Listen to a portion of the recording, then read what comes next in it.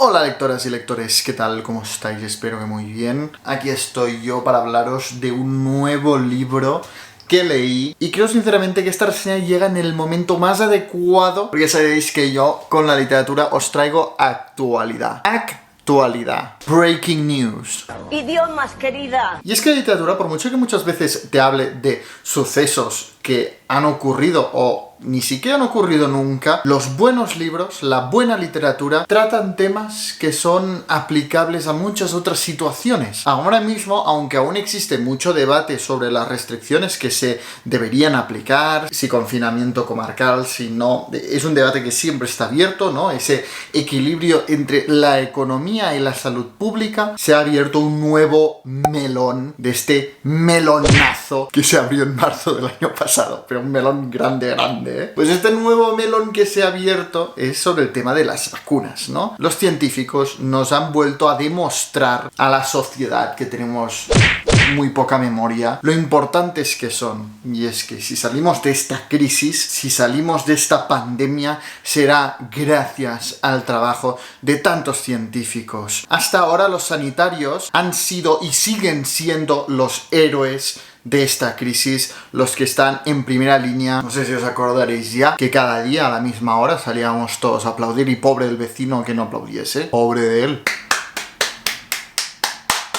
Pero nadie ha aplaudido a los científicos que han estado investigando hasta encontrar la vacuna, que será realmente la puerta de salida de esta pandemia, que todos nos vacunemos. Hemos sido testigos de cómo las farmacéuticas estaban en una carrera por quién encontraba la vacuna antes. Se han organizado eventos para aportar medios a esta investigación, aunque no creo que precisamente les haya faltado medios, porque es una pandemia que, a diferencia de muchas otras, afecta al primer mundo, por lo que inversión seguramente no ha faltado. Ahora ha saltado el tema de AstraZeneca, que hay dudas de si es segura, de si no, de los efectos secundarios que debe tener, de cómo los negacionistas de repente han desaparecido y quieren ser los primeros en ser vacunados. Sí, ahora.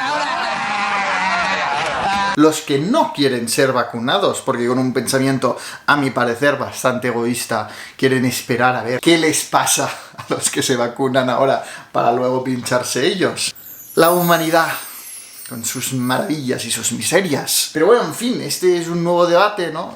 Ahora abres las noticias y se habla muchísimo del proceso de vacunación, de los países que no están teniendo acceso a las vacunas, del proceso que se ha seguido para encontrar la anhelada vacuna, o de Katalin Karikó, la bioquímica húngara, que se pasó 40 años trabajando en solitario, a la sombra, y que gracias a todo ese trabajo, a su lucha constante para seguir investigando, hoy tenemos la vacuna. Aunque no lo decía con esta intención, no quiero desaprovechar la oportunidad de estar hablando de los científicos gracias a quienes ahora mismo tenemos la vacuna, para comentar que a día de hoy aún no han sido vacunados porque no han sido considerados prioritarios en muchos países, entre los cuales España, cuando muchos de ellos están en laboratorios de alto riesgo de que se puedan infectar, cosa que no se entiende. Por esto creo que no habrá un mejor momento para hablar de Peste y Cólera de Patrick Deville. Bienvenidos a Trotalibros.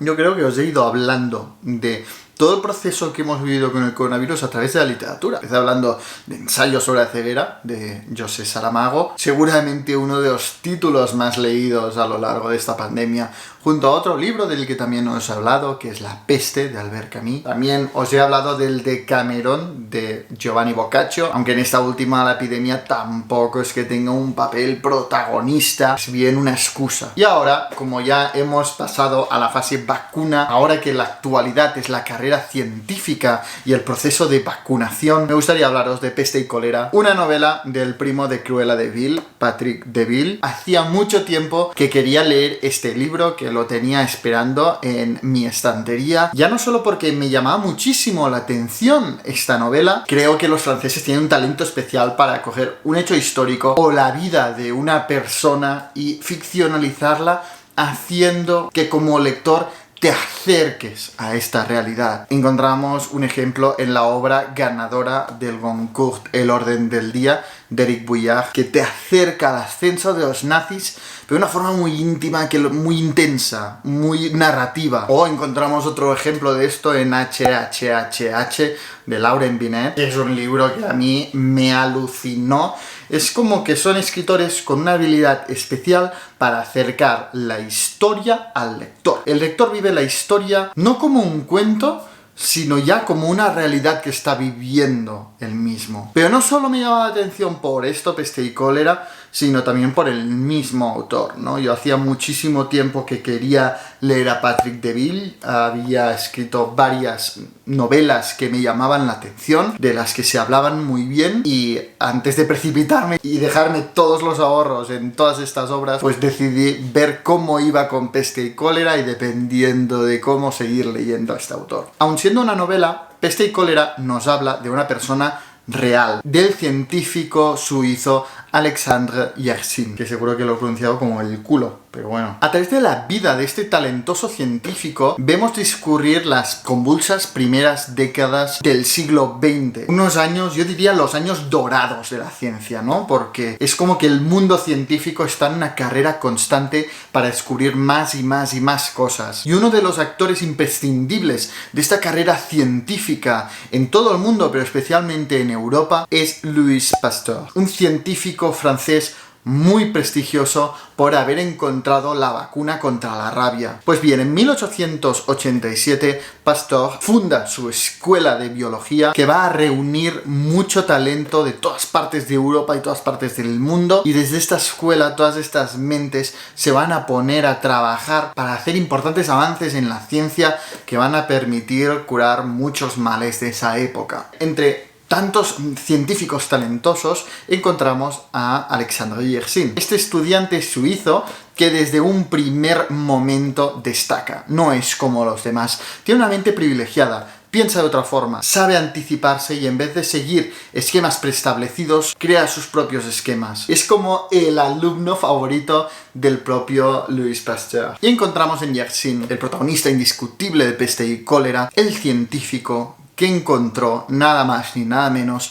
que el bacilo de la peste, de una epidemia de la Edad Media que nadie le había conseguido encontrar solución. Yersin lo encontró. Era una mente brillante. Pero aparte de una mente brillante, Yersin también era un culo inquieto. Y es que Pasteur enseguida ve que su mejor alumno va a ser incapaz de quedarse en su escuela estudiando como tantos otros científicos. Porque es una de estas personas que cuando se asienta a un lugar siente la necesidad de romper su rutina, de viajar, de descubrir, de explorar el mundo. Realmente Yersin tiene una personalidad que choca completamente con el estereotipo que tenemos de científico, ¿no? De persona solitaria que no sale de su laboratorio, que no saca su ojo del microscopio, que entrega toda su vida a ese conocimiento. Si bien Yersin también tiene esta pasión y esta curiosidad por la ciencia, tiene alma de explorador.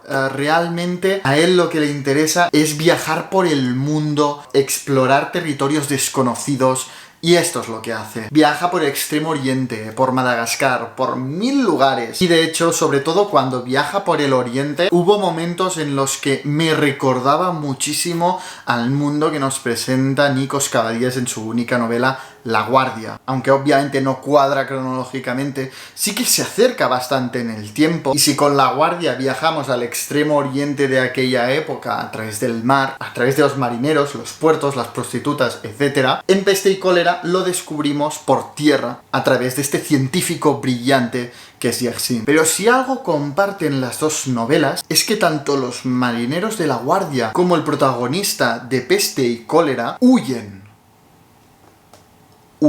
Todos huyen de algo y todos viven aparte de los vaivenes de la política del momento. En La Guardia vemos esos marineros que huyen de tierra porque no se sienten parte de ese mundo y se pasan sus días en el mar, reflexionando, echando de menos lo que dejaron en tierra, pero cuando van a tierra se marean, ven todo lo que ha cambiado, cómo las guerras han devastado ciudades y vuelven a huir hacia el mar. Pues en Yersin encontramos un perfil parecido. Él parece querer huir de la sociedad, parece querer huir de todo lo convencional, de los premios, los honores y sobre todo de este cáncer que empieza a afectar esa Europa brillante y que va a provocar el ocaso definitivo de esta Europa. Este declive de los años dorados de Europa que también retrata Wiesenthal en esta obra, en el Orient Express. Vemos cómo la Europa del conocimiento, la Europa de la ciencia, la Europa en la que no hay fronteras, que un suizo o un alemán podía ir a estudiar a París y juntos cooperar en aras del conocimiento, se empieza a empozoñar por los intereses políticos, por la división, por las tensiones. Se empiezan a erigir fronteras, muros, desconfianzas, recelos. Los nacionalismos empiezan a dividir esa Europa. Yersin parece querer huir de eso, ¿no? Él todas estas cosas las ve como las tonterías que son. Es como que constantemente quiere poner distancia entre él y tanta tontería, ¿no? Y se quiere ir y viajar y vive aparte de todos esos años tan convulsos en Europa. Vive completamente desconectado de todo esto, mientras Europa se debate en tensiones de quién es más francés, quién es menos francés, y la carrera científica se convierte también en una carrera política entre naciones, por ejemplo, entre Francia y Alemania, para ver quién consigue antes el vacilo de la peste. Yersin, en una casita en medio de la naturaleza en Asia, tiene la mente capaz de encontrarla. Y si sois como yo, os habrá llamado muchísimo la atención Yersin. Esa visión tan pura en tiempos de contaminación política en Europa. Ese talento que ni siquiera Louis Pasteur supo atrapar, porque era dueño de sí mismo Yersin. Pues bien, eso era lo que me llamaba la atención de Peste y Cólera. Pero lo cierto es que no es un libro con el que yo haya conectado muchísimo. Y el problema lo he encontrado en el estilo de Patrick Deville. Sin moverme de país y ni siquiera de editorial, encontramos un ejemplo de cómo acercar al lector a una vida que a priori no le interesaba en Correr, de Jean Echenoz. Es una novela que a mí me encantó y que yo siempre menciono como ejemplo de lo que es tener maestría en el estilo. Correr y Peste y Cólera tienen una cosa en común, y es que ambas tratan desde la ficción la vida de una persona real de la historia. En Peste y Cólera es el científico que encontró el vacilo de la peste, Alexandre Yersin, y en Correr la del atleta Emil Zatopek. ¿Qué pasa? Que antes de leer Correr, a mí la vida de un atleta, como puede ser el de Emil Zatopek, no me interesaba ni lo más mínimo. De verdad que me daba completamente igual. Pero es la maestría de Jean Echenoz al escribir este libro que me acerca a este personaje, también con un talento extraordinario y en unos tiempos muy convulsos, completamente comparables a los que vivió Alexandre Yersin. Que a diferencia de Emil Zatopek, me llamaba mucho la atención a priori, esta vida de científico / viajero explorador, y sobre todo en los tiempos que estamos viviendo, tenía muchísimo interés. Pero Patrick Deville con su estilo consigue lo opuesto a lo que consigue Jean Echenoz en Correr. Ha conseguido que un personaje que a mí me llamaba la atención haya dejado de llamarme la atención, me haya aburrido, me ha parecido un estilo del todo inadecuado para la historia. Patrick Deville te narra la vida de Alexandre Yersin con una frialdad, una indiferencia. Está dividido en capítulos cortos que fragmentan muchísimo la narración. No hay ningún momento que la historia se acelere, se intensifique,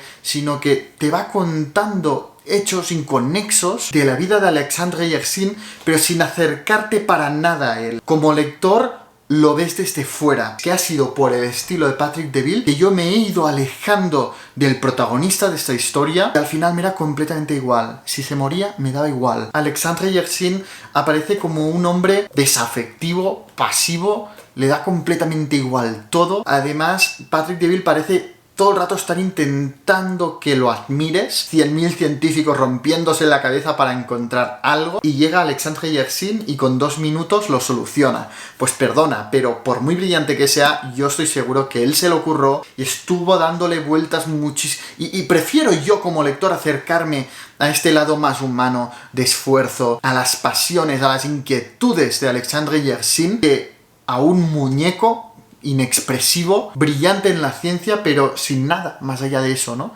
Y todo esto lo provoca un estilo. Con esto me gustaría subrayar lo importante que es el estilo, las técnicas narrativas utilizadas por un autor en una novela. Lo cambia absolutamente todo. Es como un filtro que te cambia todos los colores. Y en ese sentido el tono frío, pausado, desapasionado de Patrick Deville han anulado mi interés por Alexandre Yersin. Y estoy seguro que otro autor con otro estilo me habrían acercado a su persona. Es como que el carácter de Yersin que esboza en este libro Patrick Deville no me encajaba para nada con su vida. Si ves los hechos objetivos de la vida de Alexandre Yersin, ves a un hombre apasionado, enamorado de la vida, que en vez de quedarse encerrado en un laboratorio, se va a viajar, va a descubrir mundo, un culo inquieto, apasionado por la vida y apasionado por todo. Y aquí, con esta vida y haciendo todo esto, nos encontramos con un hombre, no sé, como resignado, conformista, que va haciendo su camino sin molestar a nadie. No se enfada, no se enamora, no ríe, nada. Es como un muñeco, un maniquí. En fin, yo no he conectado con la forma de narrar de Patrick Deville. Es una obra que, si bien es interesante porque te ilustra sobre hechos de esta vida que a priori te llama tanto la atención, y también te muestra esa Europa de aquel momento, y en este sentido, quien quiera aprender sobre la vida de Alexandre Yersin, el vacilo de la peste o la Europa de ese momento, seguro que se termina este libro porque en este sentido ilustra muchísimo sobre estos temas. Pero creo que Patrick Deville debería haber escrito una biografía de no ficción sobre la vida de Yersin y ya está, no hacerlo como una novela, porque como novela no funciona. En ningún momento me he implicado con la historia y es una lástima porque partía de una premisa muy interesante. Así que desgraciadamente el libro que os traigo hoy no os lo puedo recomendar abiertamente porque ha sido justillo, dejémosle así, ha sido justillo. Y esto es todo. Dame un like si os ha gustado esta reseña.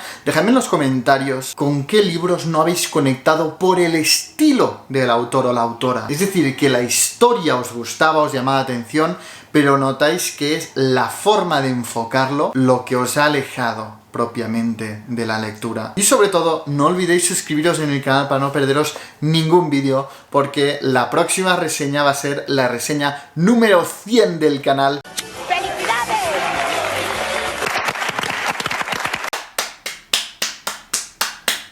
Quiero hacer algo especial, así que suscribiros y darle a la campanita para no perderoslo.